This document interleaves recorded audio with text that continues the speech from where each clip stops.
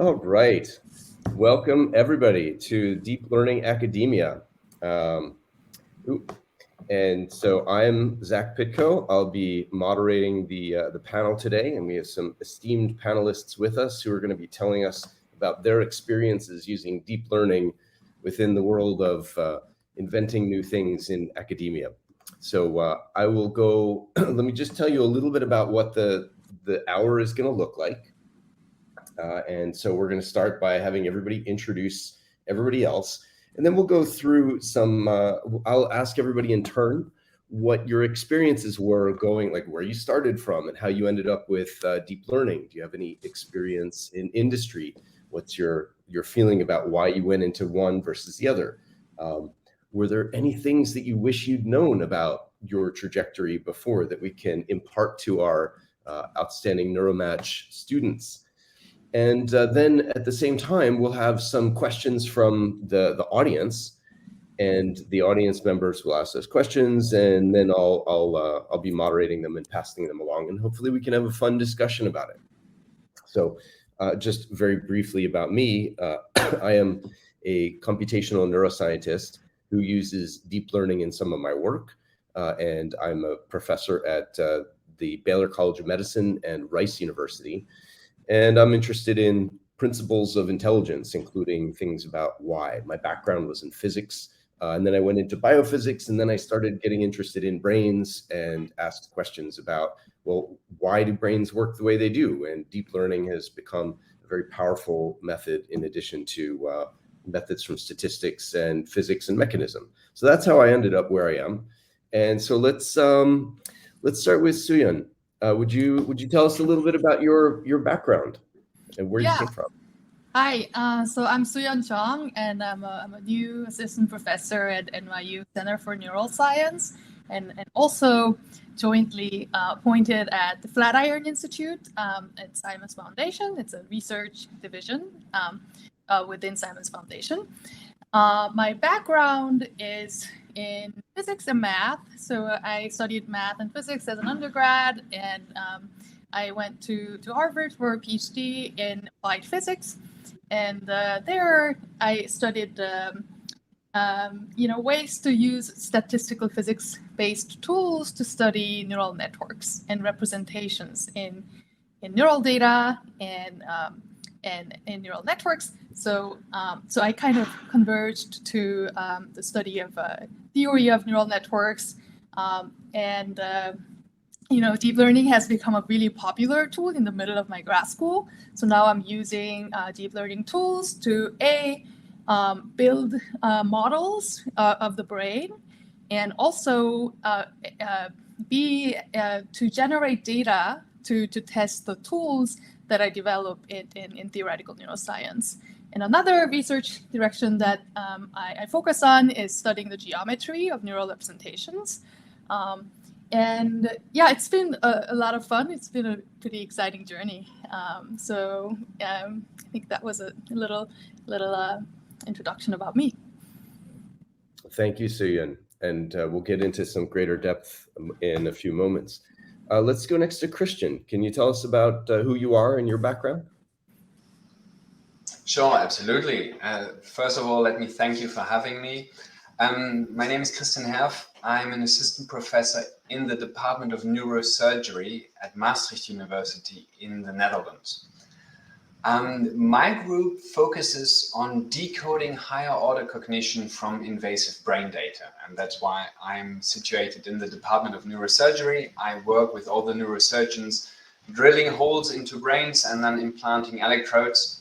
And while those electrodes are implanted, my group conducts studies. We record a lot of data and then try to decode what is happening in the brain to use in brain-computer interfaces, for example, or other prostheses. My background is in computer science, which is very odd a lot of the time, working in the Department of Neurosurgery, as you can imagine. And as with many of the panelists, deep learning really hit it in the middle, at the end of my graduate studies, and then full on during my PhD, both of which I got in Germany. Yeah, and of course, with the very high temporal and spatial dynamics, very complex data we have, neural networks often are a powerful tool to do the decoding we're looking at. Awesome. Thank you, Christian. Jennifer, how about you? What's your background? Who are you? Where are you? What do you like? Thanks a lot, and yeah, thanks for hosting the discussion as well. So I'm currently a grad student at Caltech in computer and mathematical sciences. So what I'm really interested in is how computer science methods can help scientists scalably analyze data and reduce the human effort that's needed in this whole like data-driven experiments and analysis and interpretation pipeline. How I got into this, so I guess in my undergrads, I was in electrical and computer engineering, and I was interested in robotics. And halfway through that, I kind of got interested in behavior analysis because I wanted to make robots and interact with humans. And then starting from behavior analysis, I got introduced to behavioral neuroscience, where there's this great community of behavioral neuroscientists who taught me a lot about how we study animal behavior. And so that's how my work started interfacing with scientists. And so now I'm really interested in how some of these models we have in computer science can hopefully help like accelerate a lot of these behavioral experiments. Excellent. Thank you very much, Jennifer. Thanks for joining us. Ava, who are you? Where are you located now, and what's your background?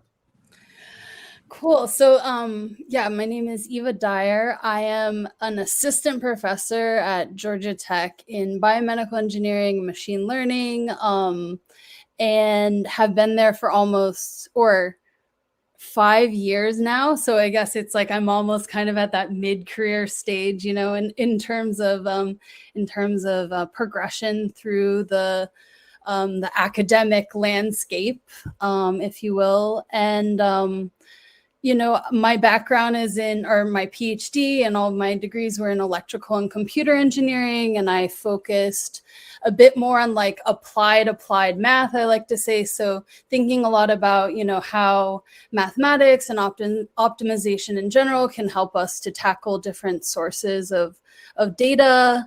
And early on started thinking about, you know, the application of that to neuroscience and like the theory of computing. And I think that for me, the evolution or kind of progression into more of the deep learning, you know, I guess the current way that deep learning has kind of, you know, taken over a lot of the landscape within machine learning happened for me in like during my faculty career. So like I actually didn't work with deep learning during my PhD, was working with a bit more of, you know, like linear methods or thinking a lot about sparsity and, you know, how some of these different signal priors and structures that we can impose on data could help us kind of move forward. And then I think, you know, deep learning has really revolutionized a lot of things and made it just a lot easier to optimize and kind of quickly get answers from our data.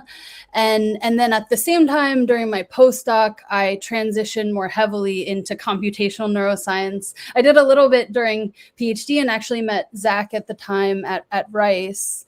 And so, you know, having a lot of folks that were starting to enter into this space, you know, thinking a lot about neuro and computation jointly, I think was really influential. So yeah, postdoc, focusing more heavy on anatomy actually, and just like thinking more broadly about how circuits and organization of the brain kind of constrain things.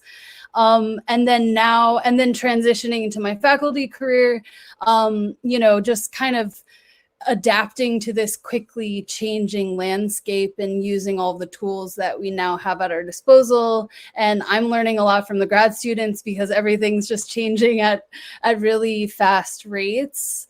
And yeah, I'm really excited to, you know, be on the panel today, talk about my experience kind of moving from, you know, these different fields.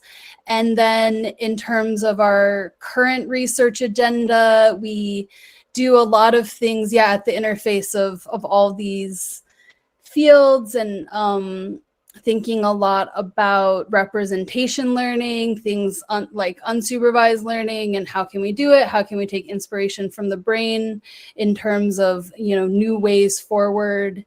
And okay, cool. I'll stop talking and open it up. Definitely want to hear more about those things too. So this is an academic panel. And we also have a very kind of neuro-heavy group here. What do you feel was, as you were going through and developing as a scientist, what led you into academia, and were you considering some industry options? How did you feel that balance shook out for you, that led or is leading you to where you are now? Soo-Yeon, would you be interested in sharing your thoughts on that? Yeah, so I think there are a lot of options and paths to go into industry and industry research as well. I guess instead of going directly in, I have collaborated with a lot of industry researchers, and that has been quite a lot of fun. I think I stayed within academia track because I think there's a certain set of ideas that I would really like to pursue for at least some extended period of time. So for example, to me, that's the question of thinking about the efficiency of neural representations and thinking about it in terms of the geometric properties of neural manifolds, or so to speak these days. And this is a pretty analytics heavy research. And I still work with a lot of pencil and paper these days, and I felt that for this kind of research, although I work quite closely with deep learning methods, I felt that there was perhaps a little bit more of a flexibility in sort of sticking to the things that I'm really curious about in academia. That said, do you feel like there were some things you traded off that you decided, well, that would be good, but on balance, I like these things? What kind of things did you feel like you were maybe giving up by doing that? I think the one thing that I have noticed when I was collaborating with industry researchers was that often there's a lot of teamwork. So people can quickly assemble to achieve a certain goal and work together and to get there fast. And this is usually known for making products, but it's also the case for research as well. So I've actually had a really great experience working with industry researchers, and I'm trying to emulate that a little bit in my lab too. But in universities, students need to write thesis, and then everyone has it's good that to have for everyone to be focused on some things that they're like very curious about, so that they can grow in their academic trajectory. So those are slightly different things. So perhaps industry is a lot more team-based. Interesting. Do you think there are some things from industry that we could learn to make our academics more team-based that would be an enhancement? Yeah, I think things are changing though. So for example, so at Flatiron Institute, where I'm sitting now, we're planning on hiring a cohort of data scientists, and this will probably be a little bit more like industry, where the data scientists will be hired, will work closely with many groups and in a very collaborative way. So I think the landscape of academic neuroscience and deep learning research is also changing. Just because, things just the world is a lot faster, and it's also you can achieve a lot better when you work together. So, yeah. Those are really interesting points, Soo-Yeon. Yeah, Eva, you want to add? I just wanted to add to that. Like, I feel like Soo-Yeon's position, or this kind of hybrid where you have an academic position, and then there's also this something like the Flatiron, where there's kind of an industry focus and you can create some of these different mechanisms. I think that this is a really cool and kind of new thing. It seems like I was just thinking about, like, as the old person on the panel or something, like, or just how many new opportunities there are for industry. I think for a lot of students coming out, of their PhD, just that didn't necessarily exist even, I don't know, over 5 or more years ago, right? Like, I feel like it's evolving quickly. And then I think that your position and those sorts of things, like, it's a really cool new way to fuse kind of, the benefits of both sides. So it seems like there's a number of people that have gotten some kind of affiliation with an industry group. Like, Right. people are consulting at Google or Facebook, or and then there's increasing numbers of joint positions. So that is pretty interesting to see those as possibilities. Let's see, Eva, maybe you could tell us a little bit about your experience in making those trade-offs. Like, how did you decide that you wanted the academic route as opposed to, seeing opportunities in industry? What was different for you, and how did you weigh those? Yeah, I mean, I guess just when I was thinking about my answer to the question, I was thinking about the fact that there weren't necessarily the rich set of possible opportunities that I think there are now for a lot of folks, in terms of just, like, especially cool stuff at the interface of computing, computer science, ML, and neuroscience.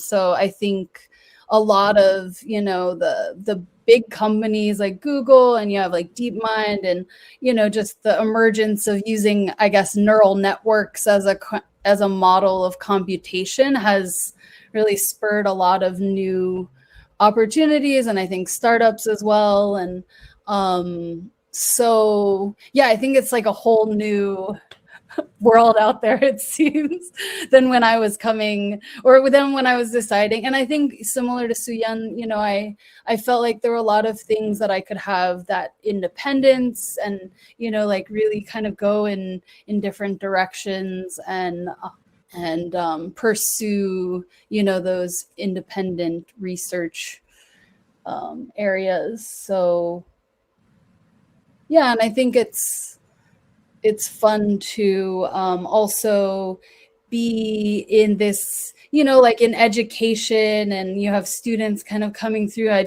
feel like there's always this influx of, energy and new ideas. And so I learn a lot, like I was saying before, I feel like I learn a lot from the students, and they're kind of bringing the cutting edge, into focus.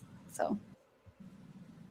Gotcha. Yeah, I mean, the independence is one of the strong pulls for academia for a lot of people, I think.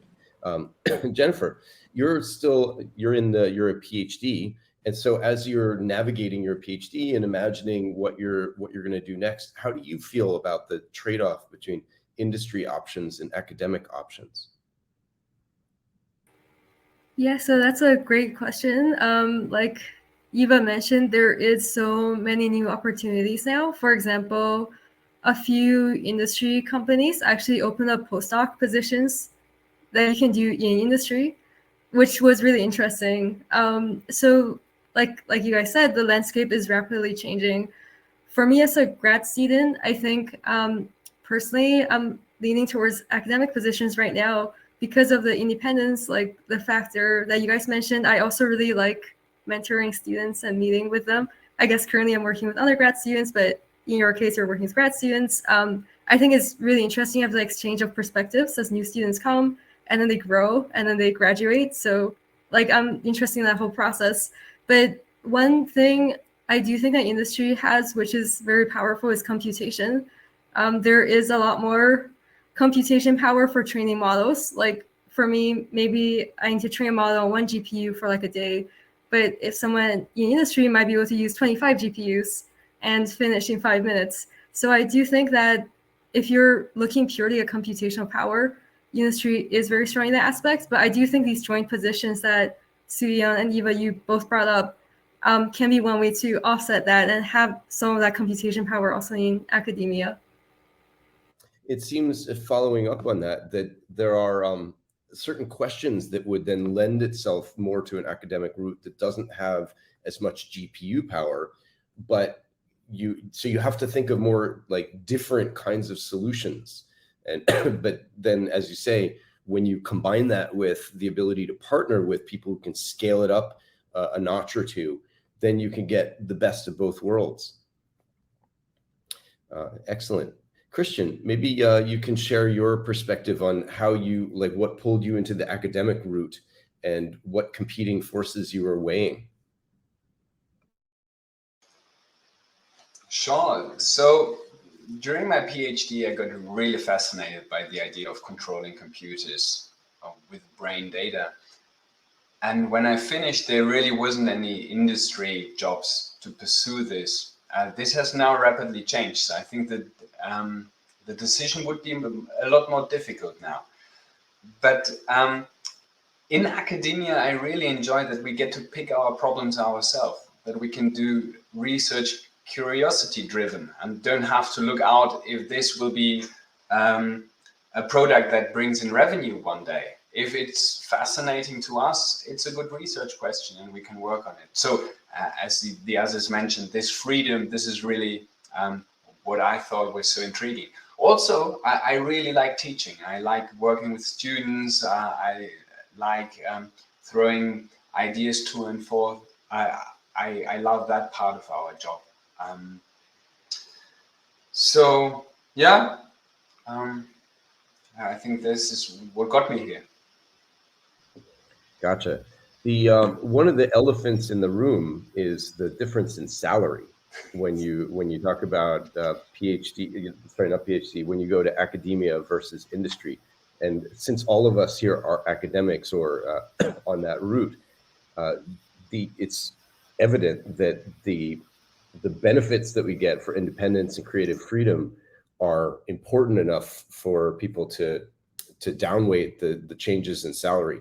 Although some of that can potentially be mitigated by some of the things that you're talking about, like having a consulting job, or, I guess people, when they're in deep learning as an academic, there are often spin-offs into startup companies. If you have a new idea and you're like, oh, this is not just interesting, but this could actually be productive and this could be lucrative, there are those opportunities as well. There's a question on from the audience that's been upvoted, and because a number of students here are PhD students, are asking or thinking of going into that, what are some important qualities that a PhD student in deep learning in academia should have? So I'm wondering if Christian, if you could speak to that a little bit. And obviously every one of you is going to have different qualities because you're applying deep learning in different ways. So from your perspective, what do you see as a useful quality for a PhD student? So what I've been telling everyone who wants to stay in academia, I think the number one quality is flexibility. Because if you're really set on you want to use this one method or want to stay in this one area of the world or want to work with this one group, an academic career is going to be very difficult. But if you're flexible to seize opportunities when they arise or grab opportunities, then I think you have a chance. So for me, this is the number one quality. Excellent. Soo-yeon, what do you think? Yeah, so deep learning academia, so I have answers to deep learning part and academia part. So for deep learning part, I would say, you have to be comfortable with math, things like linear algebra and a little bit of statistics, and coding skills, obviously, is very important. For academia, I would say writing skills is very important because you have to write papers, and you have to be a very curious person. So if you keep finding yourself wondering about certain types of things and you want to, keep reading, papers about certain topics, I think that probably means that you can be a good academic. Excellent. I was just I was just gonna say curiosity as well, so I'll just piggyback off of that.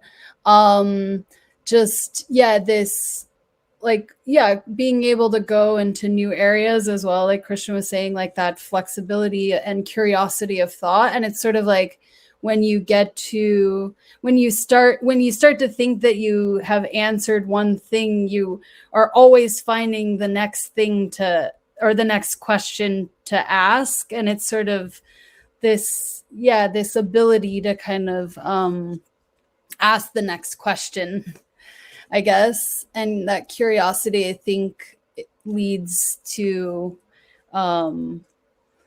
at least a lot of things to do and pursue. And then being able to take that and kind of organize your thoughts. And I think, the writing and all of that, of course, is important within the academic track. But I think the first part is critical to get you there, I guess, towards those answers. Thank you, Eva. And Jennifer, what do you feel like has been an important quality for you to be pursuing your PhD? Right. I suppose I'm currently still in my PhD, so maybe it might change as I look back. But currently, as I'm in the process, I feel like the important things, like in addition to what was said, are things like perseverance, where if you hit a roadblock, like the ability to keep going, and just if you have a paper rejected, for example, it's not the end of the world. You can resubmit, make it better. Like everything that feel like it's holding you back is like making you stronger, as they say. And the other thing is being able to grow from that. And also, I guess I'm just adding on too many qualities, but the ability to grow from that, and also offering support to other students who might hit a similar roadblock. Because you're doing a PhD, it is a personal journey, but you also have a cohort. So building that community and moving forward together, I think, is very important.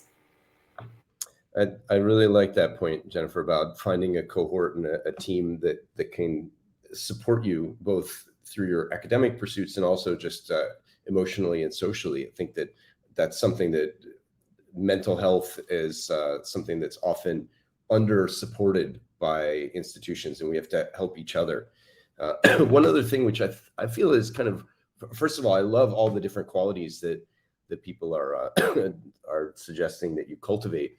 And one other thing that I like to advise my students is to find a topic where you love the process, the actual doing of your day-to-day research. Like you might think that this output, the outcome of this research is the coolest thing ever, or you really want to help people do this particular thing, or you really want to, whatever it is.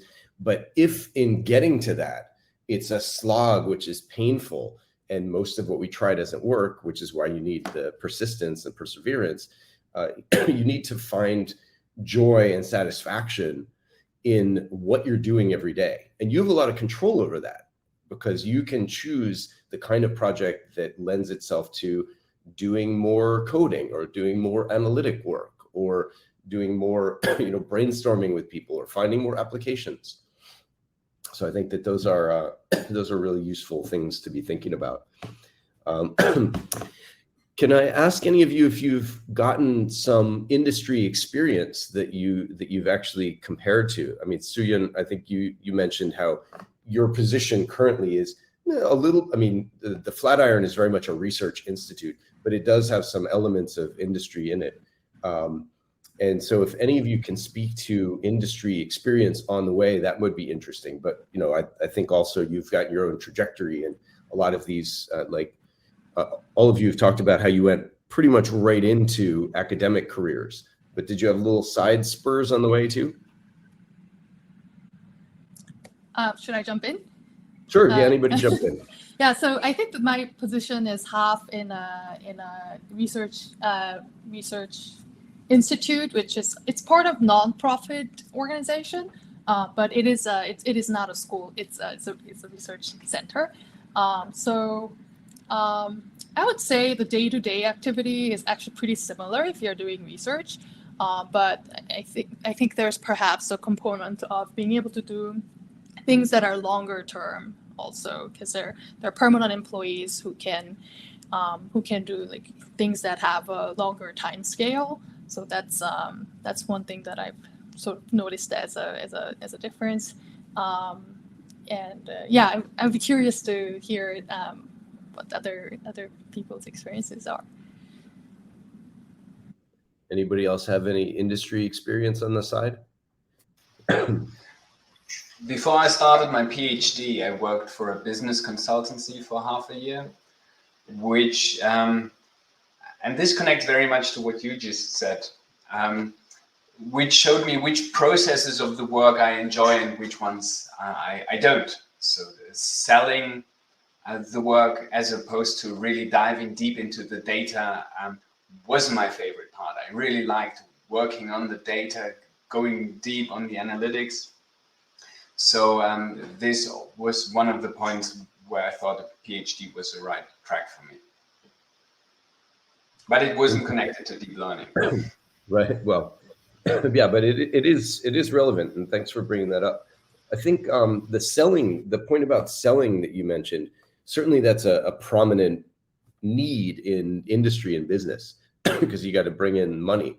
But a lot of people have criticized academics for also selling their results when you're trying to do research, and we're very good at putting a lot of caveats in, but then you get this effect where people who maybe emphasize fewer of the caveats tend to get more visibility. And so do you feel like there's a difference in the way that industry, you have to sell what you've done and your successes in industry versus in academia?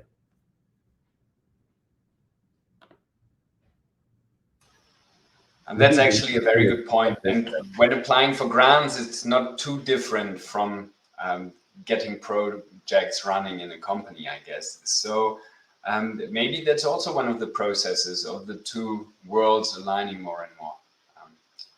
I'm not familiar enough with the industry to judge that. But yeah, very, very right. With grant writing, you can say like either way you have to raise money, right? You have to raise money in industry, you have to raise money in academia. But in industry and deep learning in particular, people are very eager to just throw money at new innovative solutions or potentially innovative solutions to problems. And in academics, you have a lot of grant writing, and a small fraction of the grants are funded. I don't know the balance of how often like venture pitches are funded versus how often academic grants are funded. But maybe you, Eva, you could speak a little bit to your experience of writing grants and how that feels in the academic context. Yeah, I mean, to the earlier question, I was just going to say that I think that, Suyun's point about having like larger teams, right? Or like in an industrial space, like being able to scale things out is important. And then like when you have a large enough team, the protocols and the ways that you organize the team workflow becomes different. So I personally haven't had experience in industry, although I'm, more recently doing a bit of consulting, but I think it kind of still doesn't really fit that.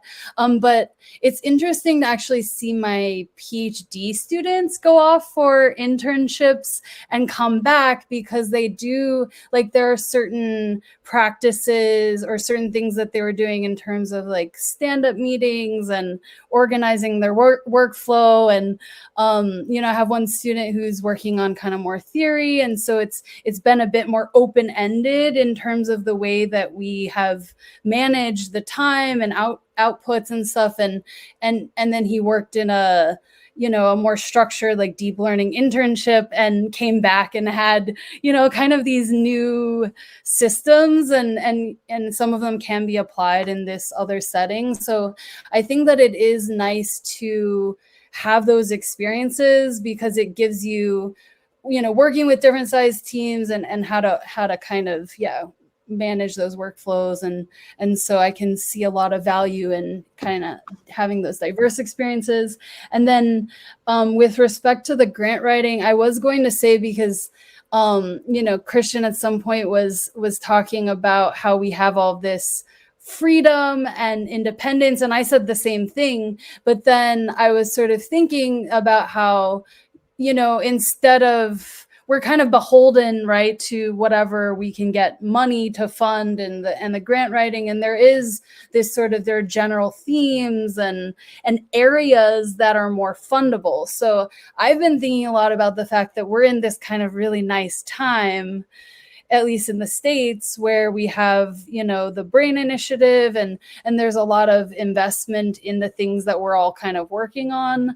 But then, yeah, if you look in other areas, or I have, you know, friends that are in, you know, evolutionary biology or doing different things that aren't like as hot right now. And it does become very challenging to get funding to really do the things you want to do. So often you're kind of, you know, moving a little bit towards a direction that's more popular, more fundable, or sometimes for me, being in a space where I can do some work kind of in a data science capacity with maybe more clinical data, and it might not be my core direction, but you're, you know, you're finding ways to get paid. I mean, that shouldn't be the main way that we're doing our science, but it is part of the reality, I guess. And so I think, yeah, and then as Zach was saying, you have to figure out the way to pitch it so that maybe even the thing that you're doing seems more aligned with this general direction. So maybe some of the dirty secrets, but, or not secrets. Right. As Bob Dylan said, you're going to have to serve somebody. Someone has the money. Yeah. Suyun, do you want to jump in with any of these? These are all great points. Like, for example, things that get imported from industry. I thought that the point that Christian made and Eva made about about stand-ups and better workflows. I personally have had that experience working on Neuromatch, watching Patrick Minot. Like, he had industry experience and organized so many things by really efficient ways of getting teams to do things. And that's, I think, a great thing to import back into academia. I don't know if you've seen that, Suyun, and also if you can speak to the grant writing as well. Right. So both from Flatiron Institute and also my partner was a former academic who is in industry, the tech industry. I think there's a lot of efficiency tools that are being imported into academia nowadays. It's the first thing I noticed after I started at Flatiron is Google Calendar invites. Things get on my calendar, but it's also really, really efficient way to ensure that both parties know that there's a meeting. But yeah, I think a lot of communication tools and organization tools from industry, I think they can be imported into academia. I have recently written a PI README this is something that's imported from tech industry. They have manager READMEs. So this is a little bit like lab manual, but also about like working styles. I think these are the kind of stuff that is sort of emerging from in industry, and that can continue to sort of be ported into academia. That's very cool. There's a handbook that the National Institute of Health puts out called Making the Right Moves, which is kind of a handbook for new PIs. I'm sure that there are many differences between the like biology and health sciences stuff that I think they focus on and deep learning, but there are, I'm sure, also many similarities. So I'll see if I can find that handbook and post a link to it in the chat. Let's see. So there's another question. We also figured out. Sorry for interrupting. We also figured out that the Scrum approach from industry for software products works really, really well for research projects as well. So most of our research projects work on a Scrum basis with Kanban boards now, and the PhD students really like it. I haven't tried that, but I hear good things about it. Jennifer, do you have any experience with any of the workflows from getting like, I don't know if you've done internships with industry deep learning or from working with people. Have you done any of those? Yeah, so in my undergrad, I actually was in a co-op program in Canada that gave students the opportunity to work in industry for 1 year. And then in PhD, I did 2 industry internships. So I guess I kept taking like little detours, like you were saying earlier. I would actually like if someone is interested in industry during their PhD, I would actually recommend an industry internship, because I do find that, like personally, I do find that a lot of industry are open to open sourcing and publishing, which is helpful for the PhD journey, where you can show others like your code and things like that.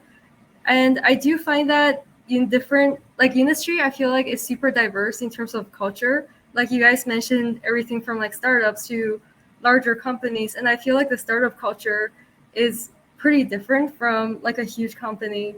And it really depends on what you're interested in, like the workflow you're interested in, the how much you're willing to work. I do hear that, for example, startups need to advertise your products more because it's on an established product. Whereas if you're in a huge company, like you already know their stuff. We probably all have laptops from a huge company, for example.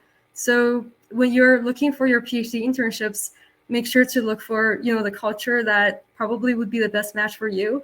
And sometimes it's unclear ahead of time. So just reach out to people, and I'm sure people are willing to share their experience. Speaking of sharing their experience, Jennifer, I'm wondering if you can speak a little more to how one goes about getting those internships, because I think probably a lot of people in this crowd would be interested in doing so. Yeah, so that's a good question. I think there's a few ways. So I think sometimes if you're a computer science PhD student, you probably have gotten recruiters just reaching out to you. So that would, of course, be the easiest way because you don't have to do anything. If you haven't gotten recruiters, one way to go about it is I usually look on their websites. So a lot of companies will, and universities also have career fairs. Company websites or recruiters' websites? Oh, company websites. That's a good question. Mm-hmm. Company websites in addition to university job fair events. And typically what I found is that if you're looking for a summer internship, most large companies are hiring in September or even earlier. So you really want to, if you're planning on going to an internship next summer, you actually want to look the year before, which I actually didn't know about for my first internship. So actually how I got my first internship was that someone knew about our lab and they sent an email inside our lab going like, does anyone in this lab want an internship? Which again goes to the recruiter thing. And I guess another way is to, if you're a PhD student, talk to your PI and they probably have industry connections and you can probably set up a meeting that way to gain more information. But that's all the ways I know of. Thank you. That's really helpful. One of the questions that people have asked is how helpful are postdocs for doing for going into academia or for going into industry? And I think like for deep learning, it seems like things are very different than they are for many other fields. I think in a lot of other fields, postdocs have become standard. So you have your PhD, then you do a postdoc, and then you get a faculty position. But in deep learning, the pull of industry is such that people are getting, a few positions right out of grad school, just because the competition is fierce, and also just going right into industry. So I don't know of the other panelists here, how the people who you've trained or are training or hear about, what's your understanding of how useful postdocs are for deep learning in academia?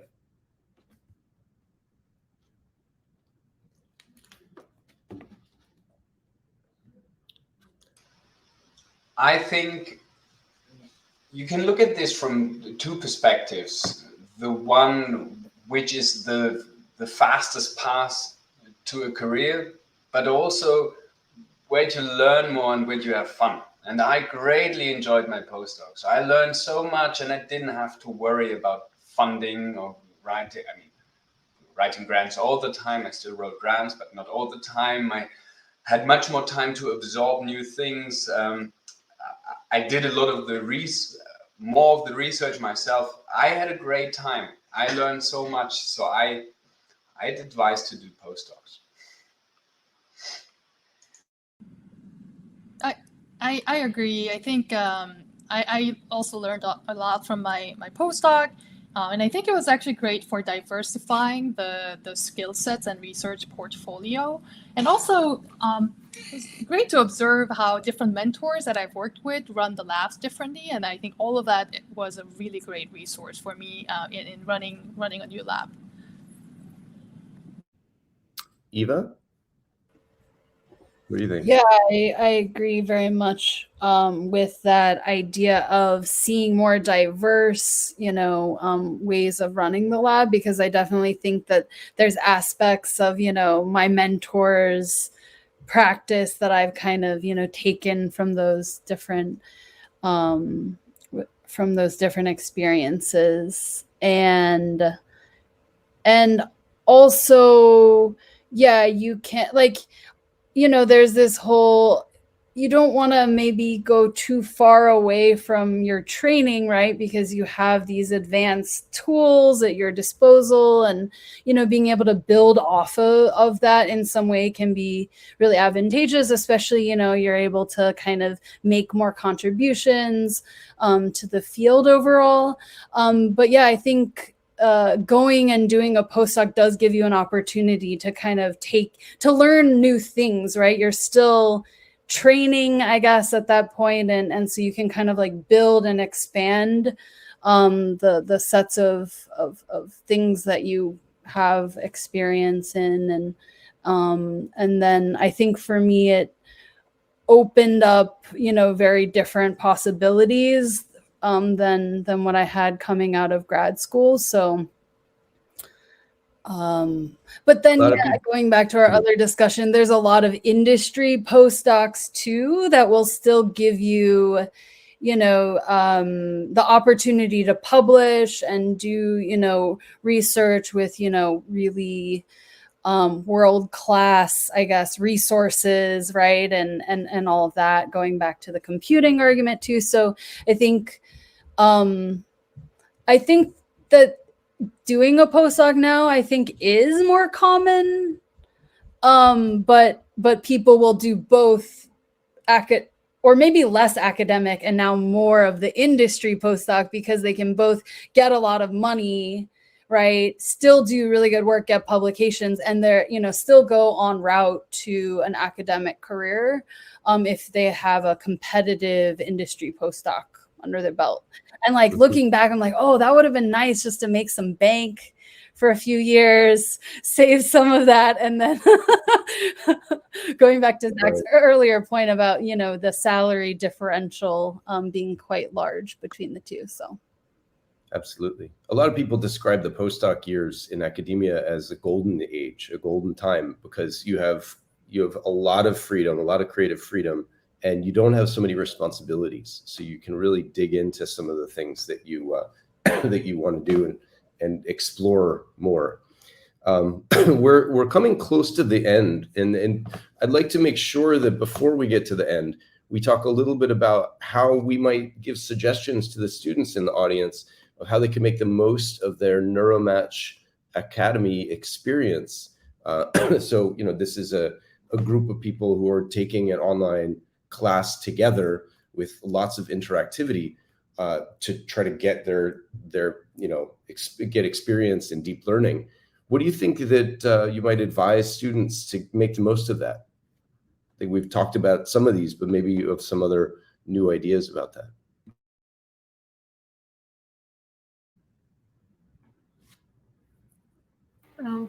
I guess I'll just jump in with one thing. I don't think this is the only thing, but I do feel like for an opportunity like this, you might be meeting a lot of people for the first time. You probably have a lot of great mentors and instructors as you're going through the academy. So I do think that keeping in touch with friends that you met through the academy, maybe if you have any ideas for research collaborations, you guys could pursue that. And I think that would be really fun.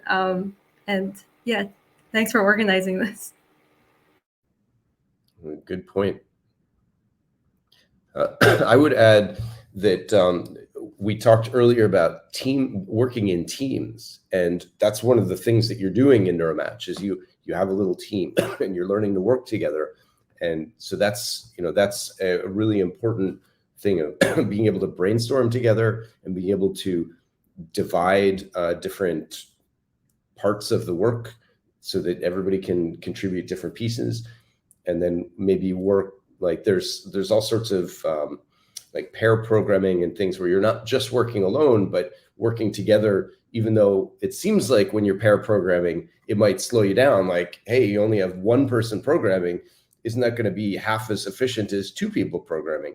But it catches a lot of bugs, right? And so it can actually, on average, accelerate to have 4 eyes looking at something instead of 2 eyes.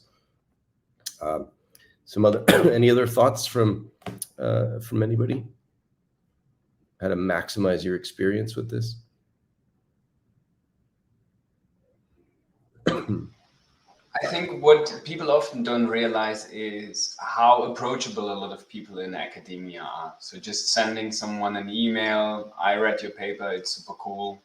Or I have this question, can we talk? Or well, we've started inviting people to our journal clubs, presenting their work themselves. And this has been so positive. Everybody just agrees and is happy to present their work. So staying in touch, reaching out and building those connections. I got my position here in Maastricht through one of these connections. So they really pay out. Wow, that's amazing. How much do you feel like networking and being part of a community helped you with getting your own academic positions?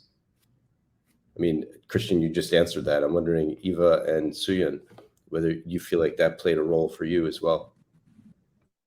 I think it did a lot. So I also TA'd in a summer course in computational neuroscience. Did I just get disconnected, or am I still here? Okay. Yeah, and then so I think I TA'd in several summer courses and made a lot of friends at different levels, and I think it definitely did help me in terms of both getting a lot of advice as I was growing up, but also I think on like getting invited talks. So it helps with propagating what you have done in terms of your research. So yeah, I think participating in summer schools like this is a great idea, and then TAing is also a great idea. Eva? Yeah, Do you want to share? I definitely agree with all of the points that were raised, and just it's sort of like those moments, and it's been a little difficult with the pandemic because we haven't had in-person meetings, but a lot of times it's just those little moments or just interactions that you have with different people where you're learning about new things, or learning about different perspectives, and just kind of and meeting folks without any particular goal in mind, right? It's just for the love of science. And then one thing I'll just add to that is Jennifer in particular, I think, has made a lot of strides to build community, in particular, like through creating benchmarks and, their community efforts overall. So I also think that it's kind of an exciting time where people are able to like participate on the same challenge, and, we can identify some common goals, and then many folks can kind of asynchronously or in a distributed way, work towards those goals together. And so I think the NMA is kind of maybe a cool time to identify some of those challenges together. And then I think, maybe building those communities moving forward. So. These are all fantastic points. We have to wrap up basically, but I'm wondering if you could offer some final words of wisdom for proceeding in academia, academic job hunting, enjoying yourself, making the most of it. So Christian, would you have any final words of wisdom for everybody in the audience? I'm usually not very good with words of wisdom. I think figuring out what you enjoy, I mean, I think that is really important, not just following the path that everyone follows or following the academic career because you've always been in academia and after your PhD, you've been in academia for quite some time. I think this is the important bit, figuring out what motivates you and then trying to pursue that. That's more plan than most people have already. Nice. How about you, Jennifer? Sure. So I guess for my closing words, maybe as a PhD student right now, if you're also a student, if things ever get tough, just remember that we're all here for you. And like, I'm sure if you just reach out to any of us, or even like anyone in your university, or just literally any school, like they would be happy to respond to you. Like what I found is that people are so responsive, and sometimes professors might seem scary, at least when I was early on in my PhD, but then I realized people are super approachable and nice. And especially I'm like still a student, so if you ever want someone to talk to, feel free to reach out. And the journey doesn't have to be too tough. You can still have fun. That's really beautiful. Eva, any final thoughts? Yeah, I think to add to that and kind of some of the themes, about this idea of, I think maybe in the past, a lot of PhD research and the kind of path in academia, it has perhaps felt like a kind of lonely journey, or it's like, oh, this is my core thing. I'm the one who knows this thing. But I think as we've kind of talked about, there's a lot of different ways to do research, a lot of different sizes of teams, a lot of different, ways to make it fun and like feel like a community effort. And so I think, things are expanding in terms of the way that a PhD and the journey kind of will be for everyone. So. Awesome. And Suyan, any final words you'd like to impart? Yeah, I think I would like to say have fun in the process. It seems like it's a really, really daunting path to go on the academic track. And I also tend to I used to also be like worried about, am I doing these things right or wrong? But if you love what you're learning and what you're doing, and if you're being your true self with some things that you're passionate about, you're gonna be probably fine. And don't be shy about reaching out to people who are doing the work that you love. I think people really love talking about the research that they do. So you will never know what kind of opportunities will arise. So those are my 2 thoughts. Wonderful. Well, I think we can all thank our panelists for a wonderful discussion. We're all very lucky to have this time with you. Thank you so much for joining us, and thank you to the audience for joining us as well, and for your thoughtful questions. And as Jennifer said, we're here as a community, and so please reach out if you have more questions. It's a beautiful thing about NeuroMatch is that it's helped build a community not just in your local area, but across the whole world. And so that's something that I think everybody involved in this endeavor has really been amazed by and blessed by. So thanks, everybody. Take care. Bye. Thank you.